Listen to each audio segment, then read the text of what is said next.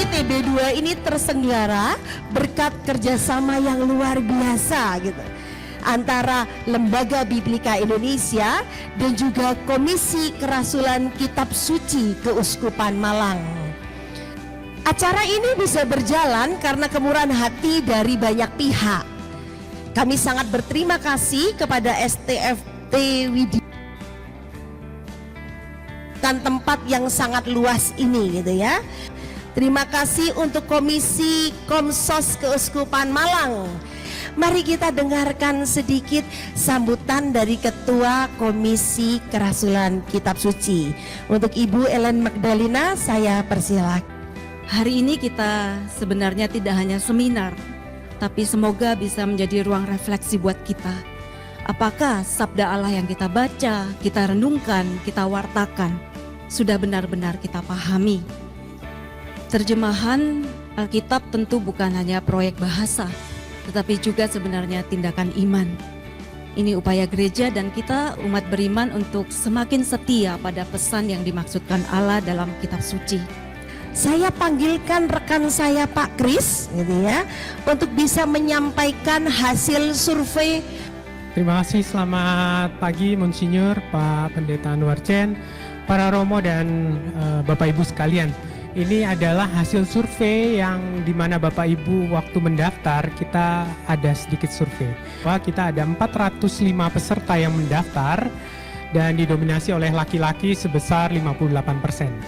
Rentang usianya yang terbanyak ternyata untuk topik ini diminati oleh usia 46 sampai untuk yang usia di bawah 45 tahun sepertinya Kuerawati ada 25 orang, umum 266. Pertanyaan kemudian, apakah Bapak Ibu punya TB2?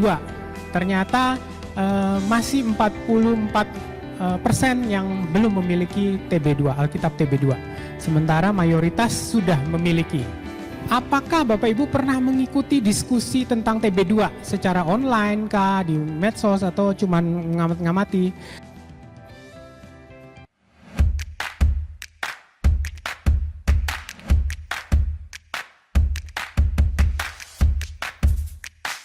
Bapak Ibu, para romo, suster, dan saudara-saudari yang dikasihi Tuhan, selamat pagi, berkah dalam. Terjemahan berubah, apakah juga sabda Tuhan dan iman ikut berubah? Terima kasih Romo Eko, para romo, terutama sahabat saya, Bapak Anwar Chen, dan semua saja yang hadir di sini maupun mengikuti secara online. Jadi ada dua bagian, saya akan membicarakan sejarah singkat terjadinya Alkitab TB2 yang ekumenis, terutama yang Deuterokanonika. Yang kedua, alasan mengapa perlu adanya revisi terjemahan suatu Alkitab. Tentu banyak alasannya, itu akan dibahas panjang lebar oleh Bapak Anwar Chen sebagai ahlinya betul, ahli bahasa, linguistik, dan pemimpin proyek penerjemahan TB2 Deuterokanonik bersama dengan Romo Martin Harun. Sekarang kita menyediakan kesempatan berikutnya untuk Bapak Pendeta Anwar Chen.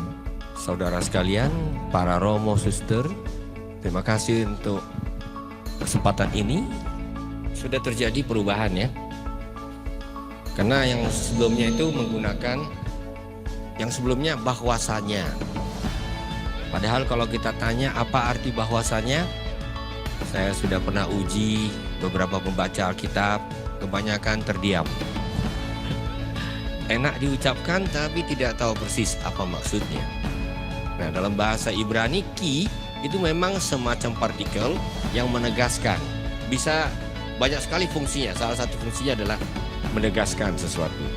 Kita akan membagi dulu 3 penanya. Nama saya Franz, saya dari Paroki Leli. Yang saya tanyakan, kenapa kok tidak ada ahli bahasa Indonesia? Nama saya Ingrid, saya dari Keuskupan Surabaya. Saya pakai TB1 saja karena sudah cocok. Saya mau katakan, TB2 tidak ada tafsiran yang bertentangan dengan ajaran magisterium. Nggak ada. Lalu Anda mengatakan, saya enggak mau, enggak cocok, saya pegang yang TB1. TB1 pun adalah terjemahan dari ahli. Tinggal Anda memilih percaya pada ahli yang dulu atau ahli-ahli sekarang yang punya akses lebih hebat daripada yang dulu. Itu aja. Saya pribadi mengatakan, sebagai uskup ya, terjemahan baru jauh lebih bisa dipertanggungjawabkan.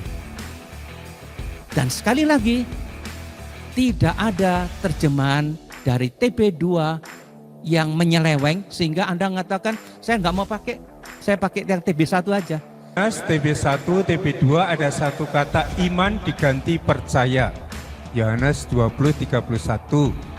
Maka saya sangat menganjurkan buku-buku liturgi semua memakai TB baru. Tapi tunggu saja. Jujur saya bangga dan kagum luar biasa dengan narasumber, Pendeta Bapak Uskup dan Romo Eko. Nama saya, nama lengkap Jeremy Astorim Tubun, biasa dipanggil Pak Jerry. Ya, perkenalkan, sebelumnya saya Claudius dari OMK Paroki Hati Kudus Yesus Kayu Tangan. Kemungkinan akan ada penyesuaian secara linguistik untuk beberapa kata atau kalimat tertentu. Rumusan doa Bapak kami yang disarankan oleh Paus Leo ke-14, jangan masukkan kami ke dalam percobaan, menjadi jangan biarkan kami masuk ke dalam pencobaan. Apa sesuai dengan TB2, dan TB2 ini akan berlaku mulai kapan, lalu bagaimana nasib dengan kitab-kitab suci yang sebelumnya. Terima kasih, nama saya Randy. Pertanyaan saya mungkin strategis saja, memang membingungkan. Bagaimana Ismail itu juga digendong, diletakkan di bahu pagar.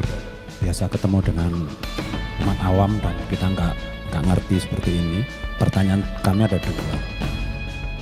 Nah, kalau berpegang pada yang TB1 artinya contoh masih berpegang pada ucapan Yesus yang diterjemahkan jangan pegang saya, lalu berteologi dari situ, ya berarti kan teologinya atau tafsirannya jadi ikut tidak tepat. Tidak dilarang memakai TB1, enggak, tapi rasakan bedanya, ya lebih enak, lebih bisa dihayati, gitu aja. Masalahnya cuma satu, nggak mau beli yang baru ya kita tidak bisa maksa. Boleh, nggak ada kesesatan yang terlalu kecuali beberapa tafsiran yang tadi sudah diterangkan oleh Pak Anwar. Terima kasih sekali lagi untuk Monsinyur Hendrikus Widiarto, Bapak Anwar Chen, dan Romo Eko Riyadi. Tuhan bersamamu, kita sekalian seluruh diskusi ini, juga makanan minuman saudara-saudari yang telah menyediakan, senantiasa diberkati oleh Allah yang Maha Kuasa, Bapa dan Putra dan Roh Kudus. Amin. Makasih.